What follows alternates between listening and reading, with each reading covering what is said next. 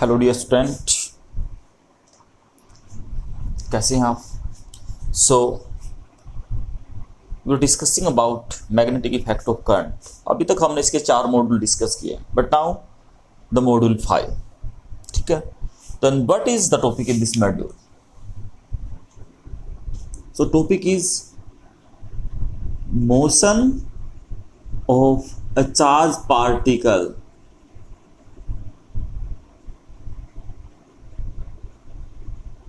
in uniform magnetic field.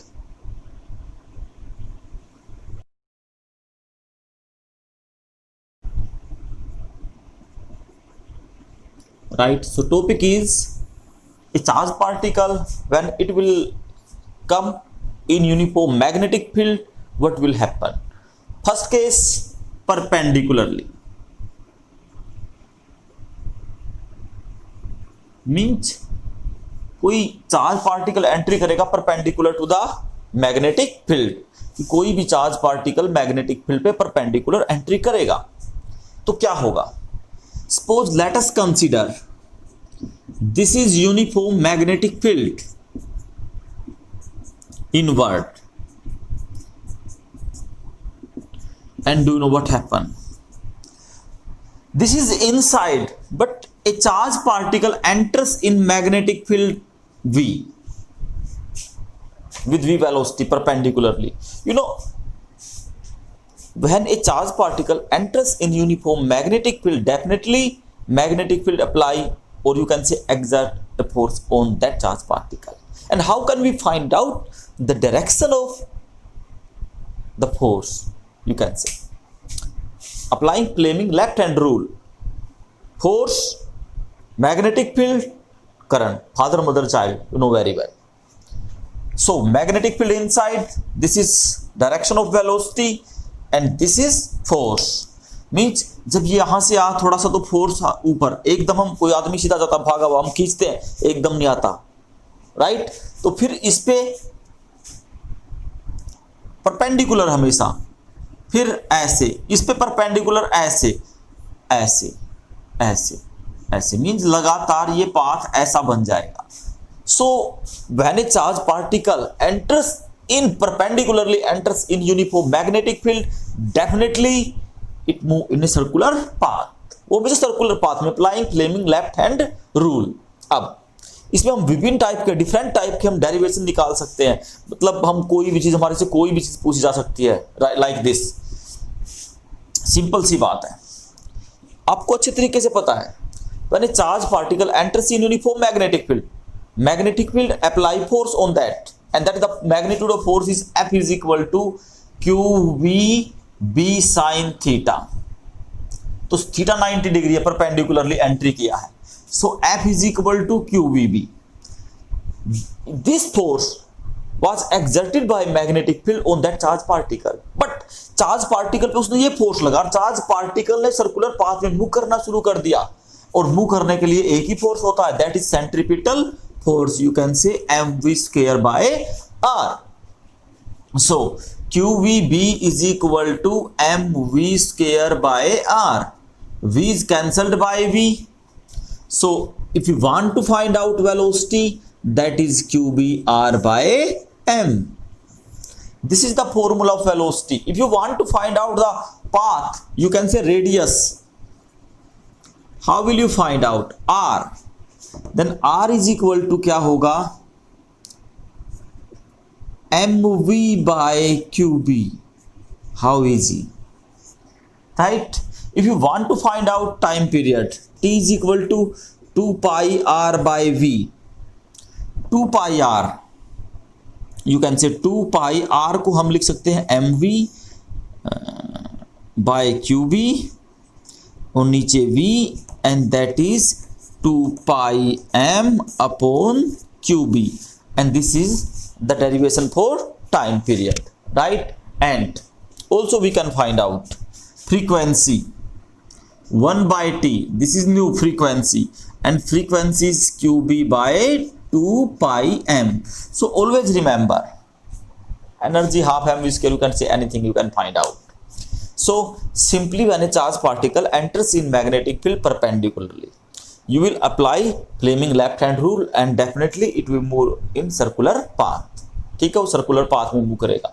हमने positive charge के लिए लिया, अगर होता यहां पर नेगेटिव चार्ज, यू कैन से इलेक्ट्रॉन, तब अब हमने ये किया था इस तरीके से एंटी क्लॉकवाइज, तब आप डायरेक्शन ले लोगे उल्टा, मतलब नीचे की तरफ आना शुरू हो जाएगा, अपोजिट डायरेक्शन। इलेक्ट्रॉन के लिए जो आप Fleming left hand rule apply करोगे that is for positive charge, और अगर आपको नेगेटिव के लिए लेना तो आपको करना पड़ेगा अपोजिट डायरेक्शन। तो ये केस था हमारा परपेंडिकुलर वाला। बट अगर हम बात करते हैं कि ये चार्ज पार्टिकल परपेंडिकुलर ना होकर किसी दूसरे एंगल से जाए, then what will happen?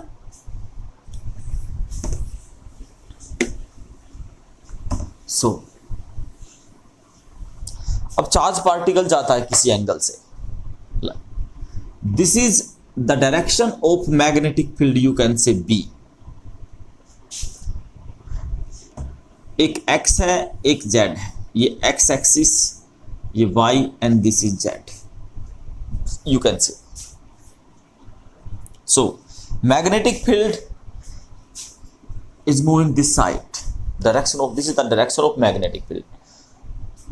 Now a charge particle enters with angle theta, you can say with velocity v, this is not perpendicular, only you know when a charge particle enters perpendicularly in the magnetic field, definitely the perpendicular velocity, perpendicular charge particle path to perpendicular, when charge particle enters perpendicular to the magnetic field, definitely it will move in circular path, वो circular path में तभी move करेगा। But यहाँ पे तो angle पे गया v। Now v can be resolved into two component, rectangular component, this one is v sin theta, perpendicular component, and this is v cos theta। Now question is that v sin theta, this is the perpendicular component, and v cos theta, this is the horizontal component। The perpendicular component helps it to move in circular path। अब यहाँ पे दो बात बन गई, ये तो इसको सर्कुलर पाथ में मूव कराएगा, बट cos थीटा इसको आगे की तरफ धकेलेगा। Then this will move in helical path, इस तरीके से आगे चलेगा, मतलब सर्कल में घूमता हुआ आगे। दोनों कंपोनेंट ये काम करते हैं। v sin theta will help to move in circular path and v cos theta will help it to move in ahead, you can say right। then तो अब भैया हमारे पास जो फॉर्मूला बनेगा तो हम क्या कर सकते हैं, v की जगह हमें कौन सा कंपोनेंट लेना पड़ेगा, v sin theta। अगर आप रेडियस निकालना चाहते हो, हमारे पास रेडियस का फॉर्मूला क्या था, mv बाय qb, तो यहां पर आप लिखोगे mv की जगह क्या लिखोगे, v sin theta upon qb, this is the formula of radius, right. आपको पता है कि v की जगह कौन सा कंपोनेंट लेना पड़ेगा, v sin theta, that is upon qb। If you want to find out time period, time period का हमारे पास फॉर्मूला वही था, t is equal to 2 pi m upon qb, no use of velocity, जो हमने इससे पहले टॉपिक डिस्कस किया था उसी की बात कर रहे हैं हम, ठीक है। तो सारी की सारी चीजें वही करनी पड़ेंगी आपको, और v की जगह क्या करना पड़ेगा, v sin थीटा। अगर आप इसमें निकालना चाहते हो frequency, that is 1 by t, you can say nu, and that is qb upon 2 pi m। So always remember कि अगर कोई चार्ज पार्टिकल एंटर्स करता है परपेंडिकुलरली, वो किस में जाता है, एक सर्कुलर पाथ में। अगर एंटर करता है किसी एंगल से तो दो कंपोनेंट बनेंगे, एक हॉरिजॉन्टल और एक वर्टिकल। वर्टिकल कंपोनेंट क्या करता है, vertical component helps it to move in circular path and horizontal ahead, ठीक है। अब अगर कोई चार्ज पार्टिकल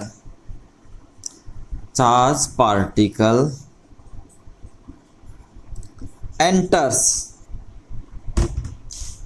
parallel और एंटी पैरेलल, जब कोई चार्ज पार्टिकल एंटर्स करता पैरेलल और एंटी पैरेलल, तब क्या होगा, then theta is equal to 0 और 180 degree, then f is equal to qvb sine theta, and sine 0 0 होता है, साइन 180 साइन 0 0 होता है, एंड साइन 180 भी क्या होता है, you can say sine 180 is also 0। So sine 0 भी 0 एंड साइन 180 भी क्या है, 0, then f is equal to 0। So एक चीज हमेशा ध्यान रखना, अगर कोई भी चार्ज पार्टिकल किसी भी मैग्नेटिक फील्ड में मतलब पर पैरेलल उसके साथ या उसके अपोजिट पैरेलल और एंट्री पैरेलल एंट्री करता है तो हमेशा ध्यान रखना वो हमेशा सीधा निकल जाता है, उस पर कोई भी इफेक्ट नहीं पड़ता। ठीक है, तो बड़ा अच्छा टॉपिक है, आपको समझना है कि चार्ज पार्टिकल पे क्या इंपैक्ट पड़ता है, क्या इफेक्ट पड़ता है जब वो यूनिफॉर्म मैग्नेटिक फील्ड में एंट्री करता है। Right, so this is a very good topic, then practice it. Right, thank you.